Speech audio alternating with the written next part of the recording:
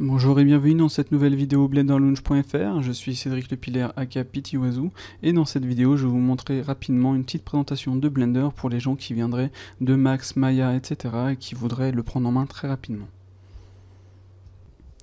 Donc quand on lance Blender pour la première fois, on arrive en fait sur une fenêtre comme ceci ou alors comme cela et avec un thème différent. Donc ça on peut le changer sans problème, c'est pas...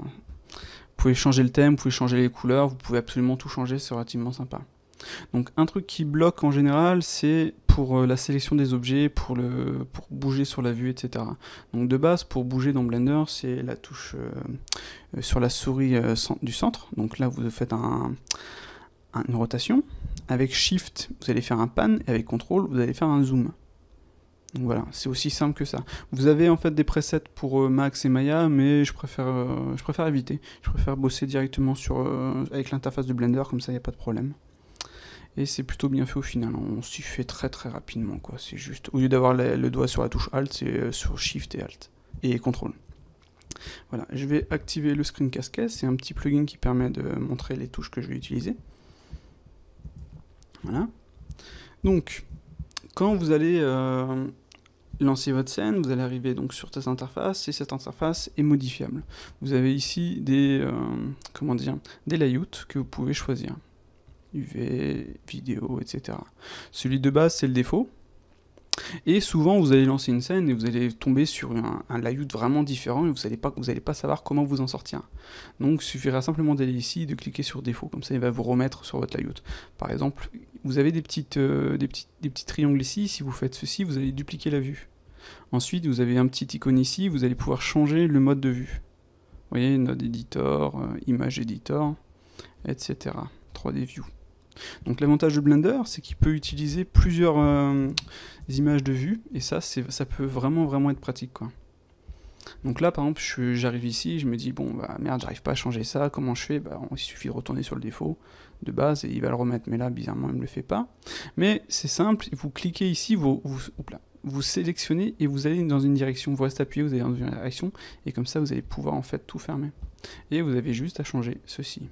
Donc quand vous créez un objet avec Shift A, vous allez dans Mesh, on va créer un cube par exemple. Voilà. Donc là on est sur Blender, on a créé notre cube. Pour le sélectionner, c'est de base clic droit. Mais le clic droit c'est pas pratique parce que on a l'habitude du clic gauche. Et souvent quand on clique sur le clic gauche, vous voyez on va bouger ce petit point là, ce truc dont on ne sait pas à quoi il sert et qui nous énerve fortement. Donc il suffit d'aller dans les préférences, d'aller dans Input, et de cocher Select with Left. Vous cliquez sur Save User Setting, tout simplement, quoi. Voilà. Donc, et là, vous pouvez, avec le clic gauche, sélectionner votre objet sans problème et le déplacer. Vous voyez, vous avez les manipulateurs ici. Donc, si vous ne l'avez pas, vous avez ça comme ça, vous êtes perdu. Ah, comment je fais pour déplacer mon objet? Donc, vous cliquez ici et vous avez votre manipulateur comme dans Maya, Max, etc.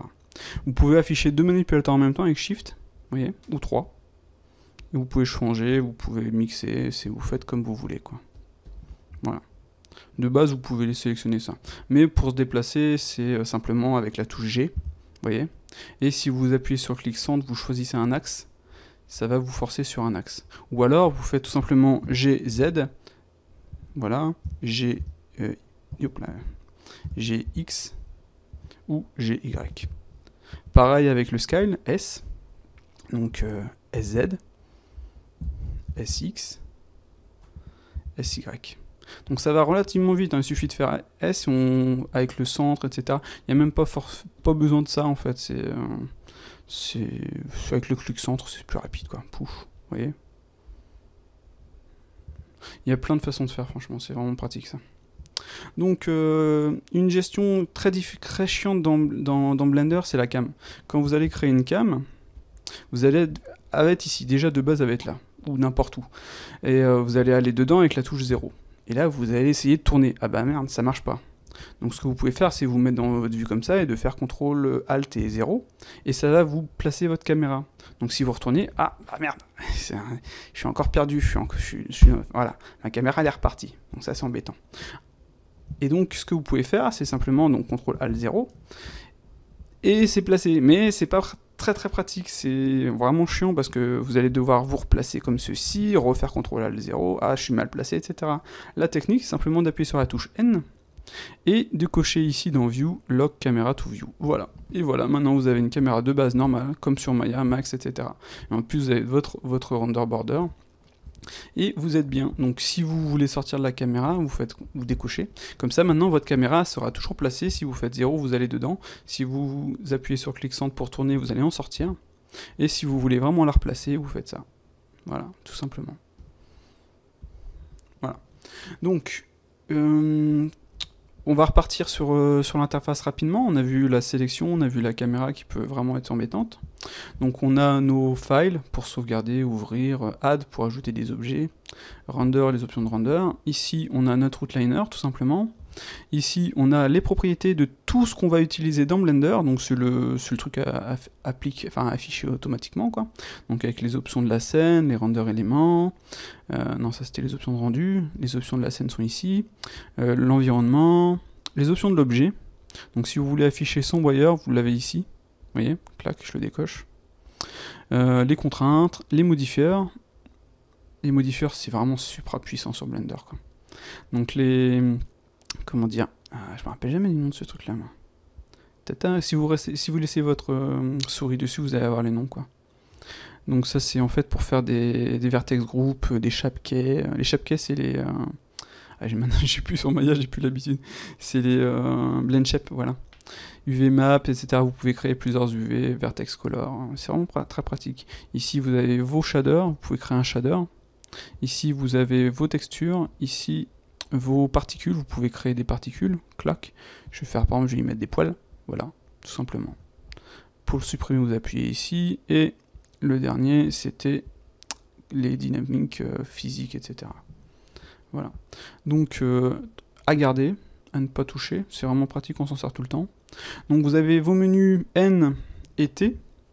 Donc le menu T c'est pour les options de l'objet, pour faire un translate, rotate, etc. Mais c'est plus rapide dans le viewport quoi.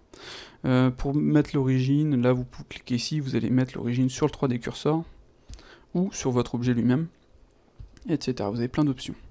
Donc moi j'ai mis Alt X parce que c'est plus pratique, parce que le raccourci de base c'est CTRL SHIFT AD C.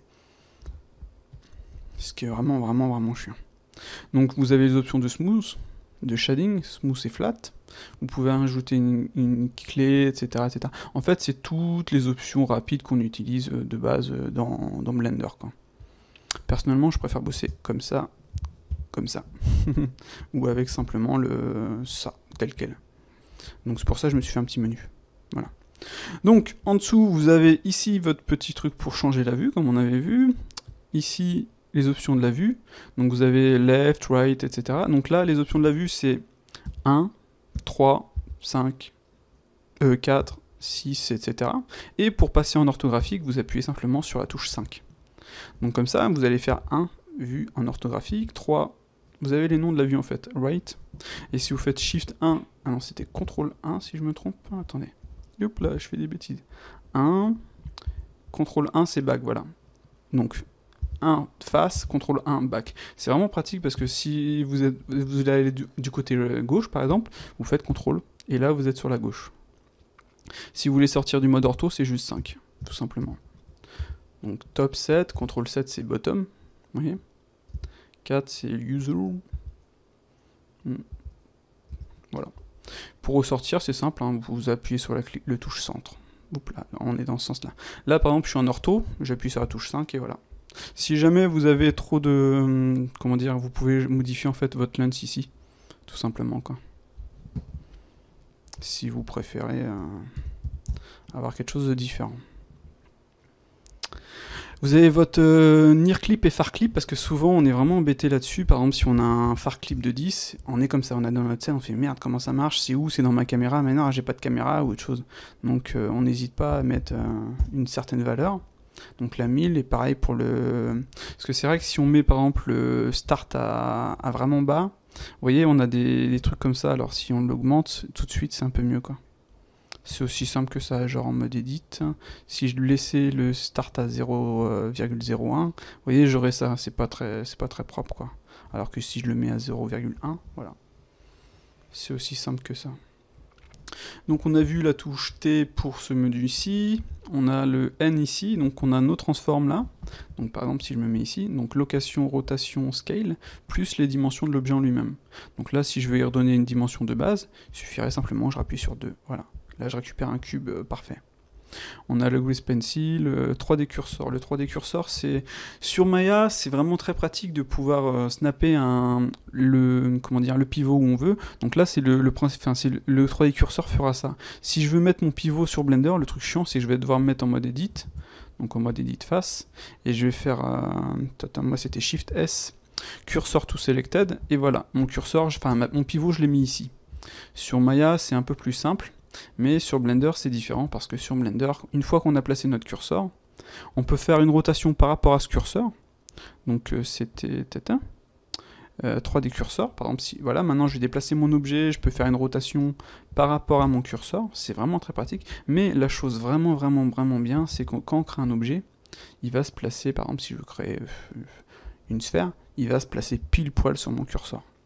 Alors imaginez, vous êtes en train de faire un œil, vous voulez ajouter une pupille, etc. Vous allez simplement, par exemple, on va supprimer ça, avec la touche X. Vous allez ajouter un cylindre. Cylinder.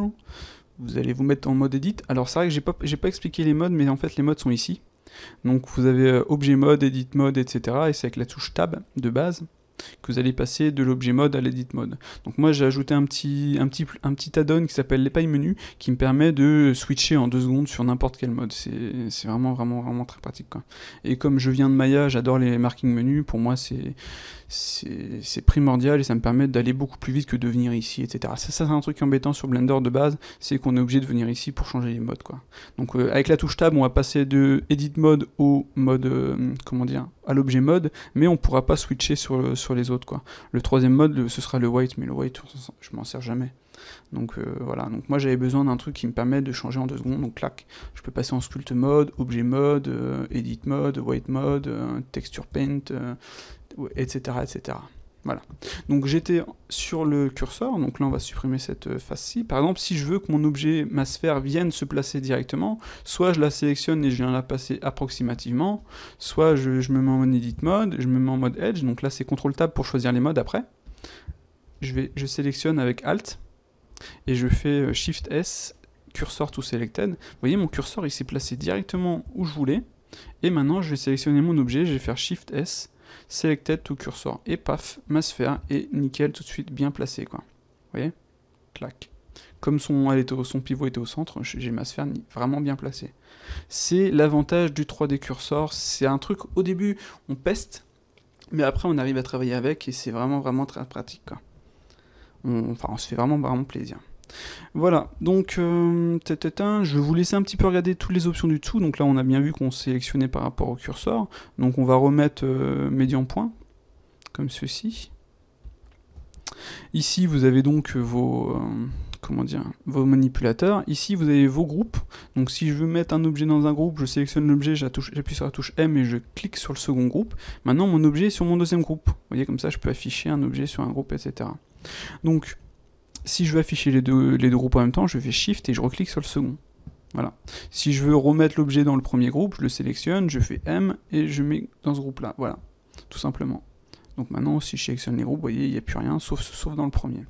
Ici, vous avez le Proportional Editing. Le Proportional Editing, c'est un peu comme le Soft Modification sur Maya. Donc vous appuyez sur la touche O pour l'activer, et vous allez en fait, par exemple, je me mets en mode Edit, comme ceci, pour sélectionner un vertex.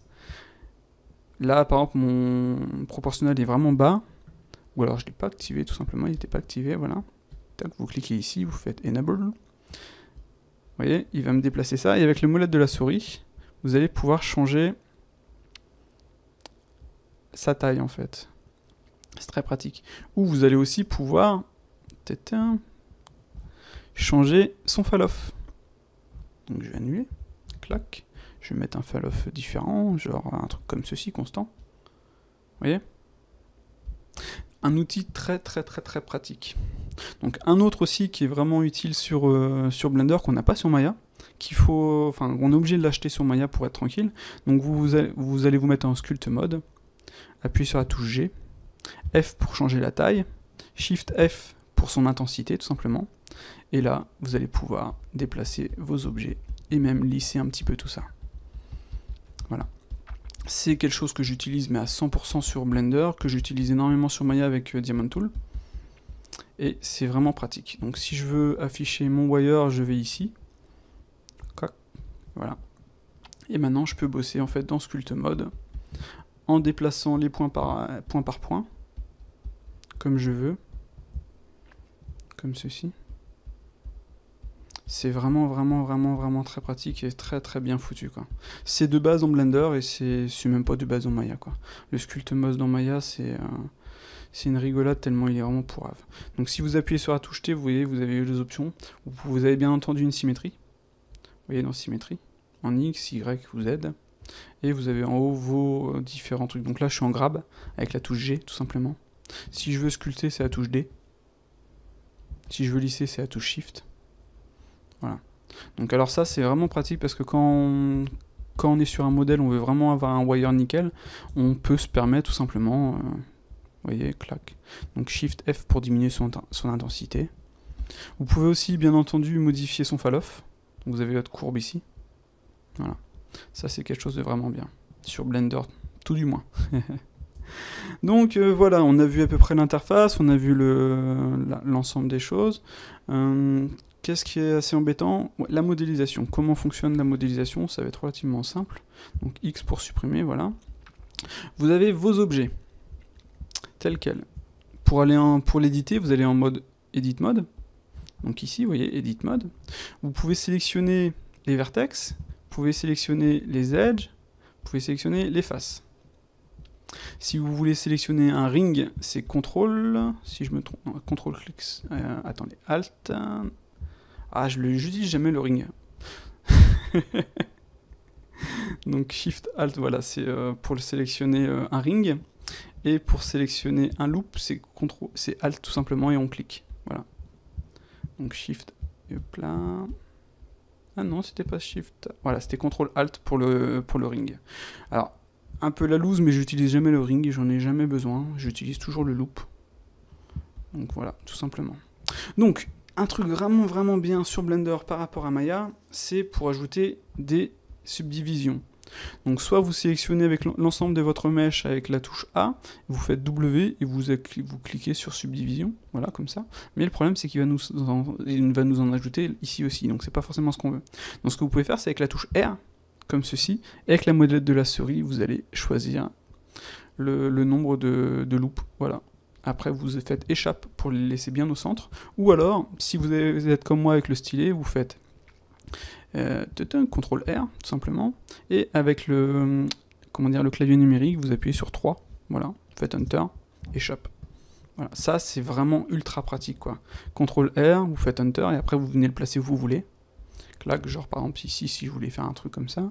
E pour extrude, donc soit sur un axe, comme ceci, soit vous faites ES, clac, là j'ai le proportionnel, je vais le désactiver, donc je vais faire S, voilà.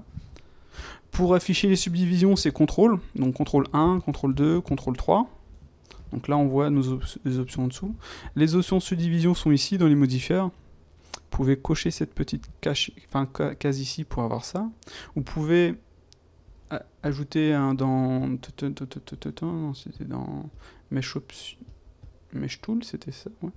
Donc vous voyez, en fait, vos menus, ils changent en fonction du mode que vous utilisez. Donc là, je vais ajouter un smooth, comme ceci, et il n'y en a pas, il faudra que j'ajoute une subdivision pour avoir un truc nickel, quoi. 1, 2, voilà.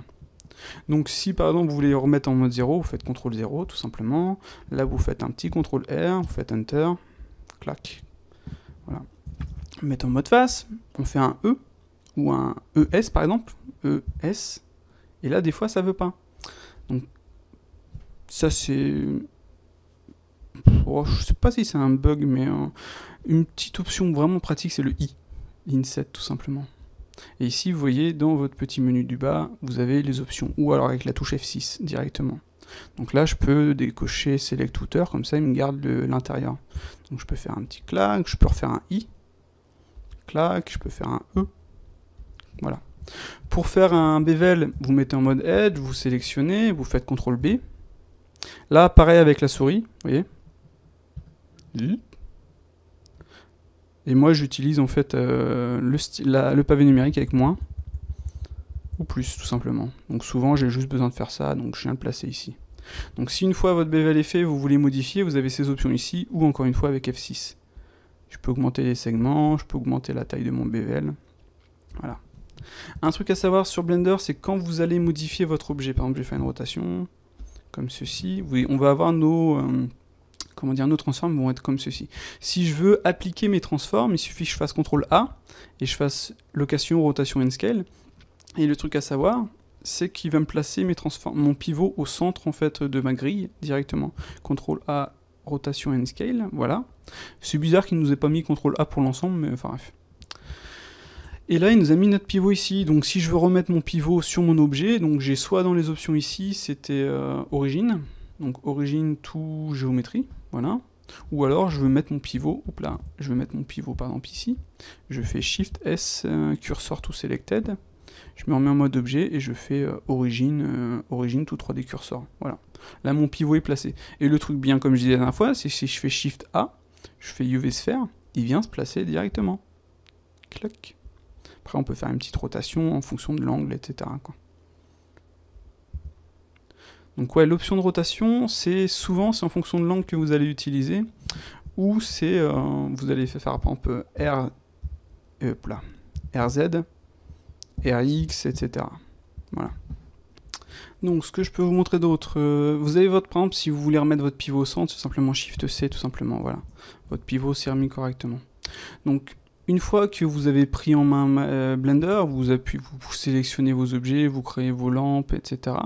Donc on va créer un plan par exemple, vous maîtrisez l'édition, vous voyez comme ceci, vous maîtrisez l'ensemble du truc, vous allez vous rendre compte que vous allez aller super vite, quoi. C'est vraiment pratique, quoi.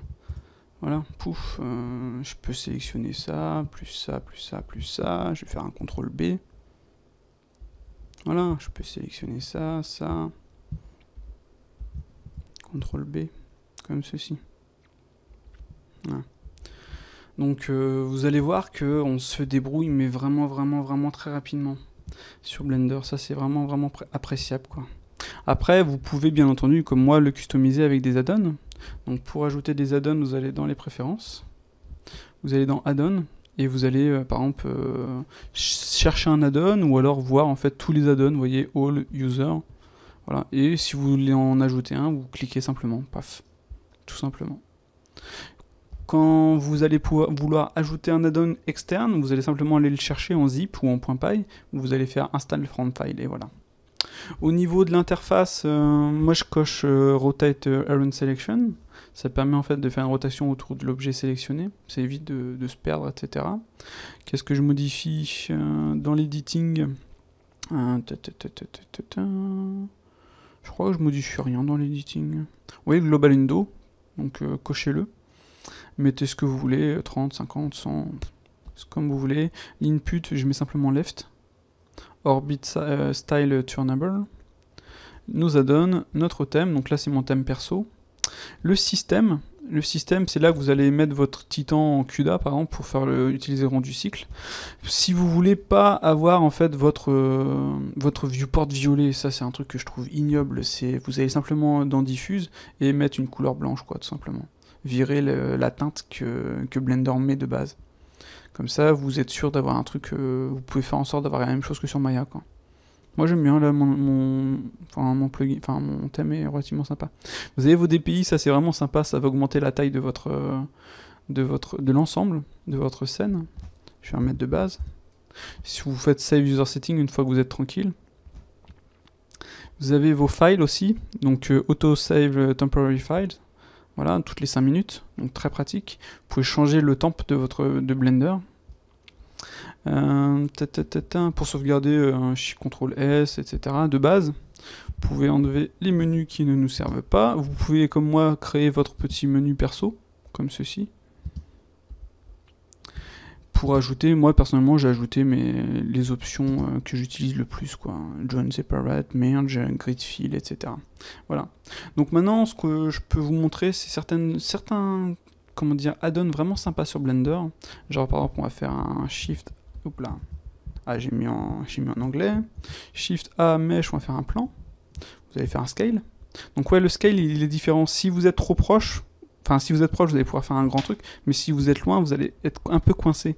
Donc en fonction de ce que vous allez faire, pareil pour le rotate, en fonction de la distance que vous êtes, vous voyez, on va ralentir la rotation, là on va l'accélérer. Et pour le scale, et pour scale, et pour le grab. Le grab, comme je disais, vous pouvez en fait en fonction de votre truc, ça c'est pratique. Donc sur Blender, on bosse vraiment très vite quoi. Clac, on bosse en édition, clac, on ajoute une subdivision. Si j'en veux plus, est-ce que avec la molette de la souris? Non, il fallait faire F6. Si j'en veux plus, je fais ça, voilà. Comme ceci. Donc sur Blender, vous avez des trucs sympas, vous avez la touche C pour sélectionner comme ceci. Donc clic centre pour désélectionner. Vous avez la touche B pour sélectionner comme ça. A pour désélectionner. Si par exemple on sélectionne tout d'un coup, on fait une extrude, voilà. Vous avez la touche Z pour vous mettre en wireframe. Là je vois à travers mon objet, c'est pratique. Donc si je me mets en mode solide, je peux cocher cette petite icône-ci pour revoir quand même, en fait c'est un mode X-ray pour voir à travers.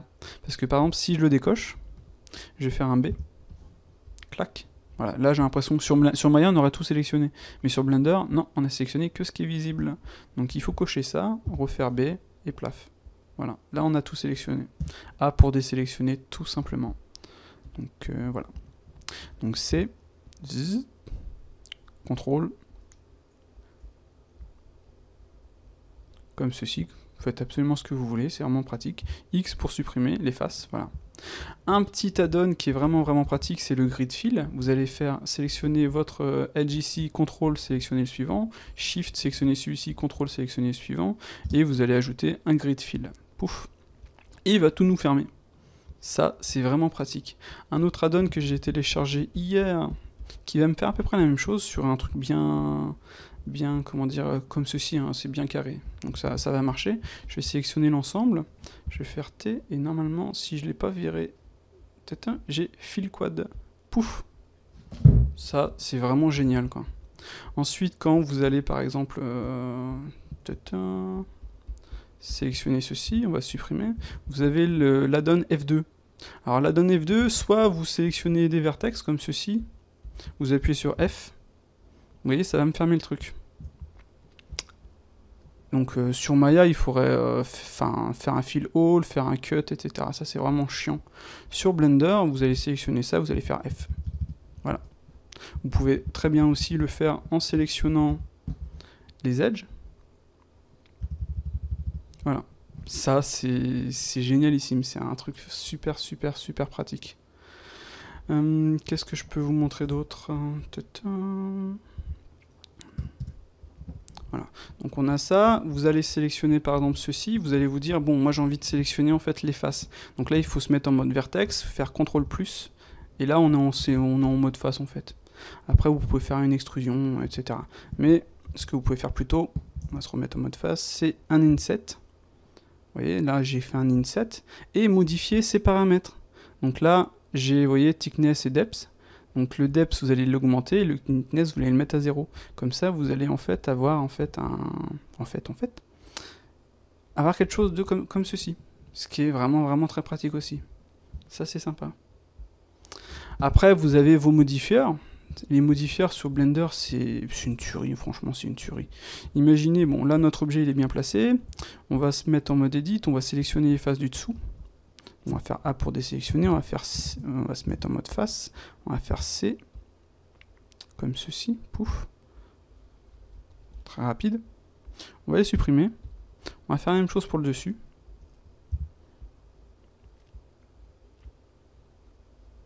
Voilà, on va faire X, face. Notre pivot, il est bien centré, il est bien ici. Donc ce que je vais faire, je vais me mettre en mode objet. Je vais afficher mes wires, tant qu'à faire. Je vais aller dans mes modifieurs et je vais cocher sur Array. Donc Array, je vais mettre un 0 en X, mais un 1 en Z. Voilà. Clac. Et là, vous avez le count. Pouf. Donc là, il m'a fait un Array directement. Donc c'est vraiment très pratique, mais ce qu'il y a, c'est que j'ai toujours en fait un seul objet. Et si je modifie cet objet, hop là, si je fais ça, clac, je fais limited dissolve pour tout supprimer. Vous voyez, il m'a bien tout supprimé. Je me mets en objet, il l'a bien fait sur l'ensemble en fait de mes objets. Donc vous pouvez bien entendu ajouter d'autres modifiers. Donc simple deform par exemple. Clac. Donc le simple deform, vous avez un nom. Vous pouvez modifier son angle comme ceci. On peut vraiment faire beaucoup de choses sur Blender, c'est vraiment génial quoi. Et le tout est animable, etc. Donc vous avez plein de modifiers. Si vous voulez ajouter une subdivision, vous faites CTRL 2. Paf, on a ajouté une subdivision, on va virer notre wire. On va ajouter un smooth. Voilà. Donc là, on a ajouté, vous voyez, B-surface, subdivision, dans le viewport et dans le rendu. Donc si vous voulez que, si vous avez une grosse scène très lourde, vous voulez pas, comment dire, alourdir votre viewport, vous mettez view à 0. Voilà. Et sur votre rendu, on va mettre cycle. Voilà, clac. On a notre environnement, déjà on a une couleur. On va l'augmenter comme ceci. On va cocher ici rendered. Et paf, il nous fait notre rendu dans le viewport directement. Ça, c'est vraiment priceless. Vous pouvez cocher Use Node, aller chercher environnement texture, et là, en fait, allez vous chercher une texture d'environnement. Donc voilà, on va prendre une backyard de base. Et voilà. Il nous a foutu notre backyard de base, tout simplement. Vous avez son intensité, on peut mettre à 2. Vous pouvez décocher sa visibilité dans le viewport, voilà, comme ceci. Et là, vous avez directement votre objet, etc. Si vous voulez ajouter un shader, vous cliquez ici sur shader, vous cliquez sur new, et vous avez une suite de shaders possibles. Donc on peut faire un glossy par exemple, comme ceci. Vous pouvez augmenter son roughness. Voilà. Dans le viewport, si vous voulez rafficher les subdivisions, voilà. Donc Blender est vraiment très pratique, quoi. Enfin, personnellement, j'aime beaucoup, quoi. Donc après, vous choisissez votre mode, vous remettez en solide. Donc avec le paille menu, vous avez touche Z, pareil, matériel, rendered, clac, solide. Voilà. Je pense que je vais tout montrer rapidement. Après, il faut aller sur les... Après, ouais, quand vous avez vu tout ça, vous avez déjà pris en main très rapidement Blender. Et après, vous avez les tutos de Pierre Armand, donc de la chaîne Tout Apprendre. Et là, vous avez vraiment une présentation de Blender très rapide et vraiment bien foutue, bien mieux que ce que je viens de faire là. Et vous pourrez prendre le soft en main. Là, j'ai montré très rapidement comment prendre Blender par rapport à un utilisateur de Maya. Je pense que c'est amplement suffisant. À partir de là, vous faites absolument ce que vous voulez. Vous pouvez désactiver vos trucs. Ah, pour faire une dernière chose, pour snapper, enfin pour mettre la vue sur un objet, vous appuyez sur le petit point sur le pavé numérique. Voilà, tout simplement. Donc voilà, on va s'arrêter là. Je vous lance sur la chaîne de Pierre Armand, donc la chaîne Tout Apprendre. Et à vous de vous faire plaisir, mais comme on peut le voir, Blender est franchement super simple. On a tendance à dire non, c'est compliqué, etc. On a peur du soft, mais c'est... Non, il est d'une simplicité folle, quoi. Il est très logique, c'est ça qui est vraiment pratique, et quand on le prend en main, qu'on se décide à se bouger un petit peu les fesses, on voit qu'on y gagne fortement, quoi. Rien que pour les options de sculpte, d'objets, de skin, de peinture, on peut vraiment tout faire sur le soft. Et quand on est une personne qui utilise Maya professionnellement, qu'on fait surtout de la mode, du rendu, enfin qu'on fait plein de choses en fait, hein. Blender est vraiment une alternative très puissante, donc, que je trouve personnellement, parce que maintenant je suis à fond, je suis à 100% sur Blender. Maya, même si j'ai ma licence en 2012, je vais pas la passer en 2014, je ne vois aucun intérêt. Blender me permet de faire plus de choses. Et vu ce que je fais personnellement, c'est amplement suffisant, voire bien meilleur sur Blender, quoi. Rien que les modifiers qui sont ultra puissants, on peut faire des choses de malade.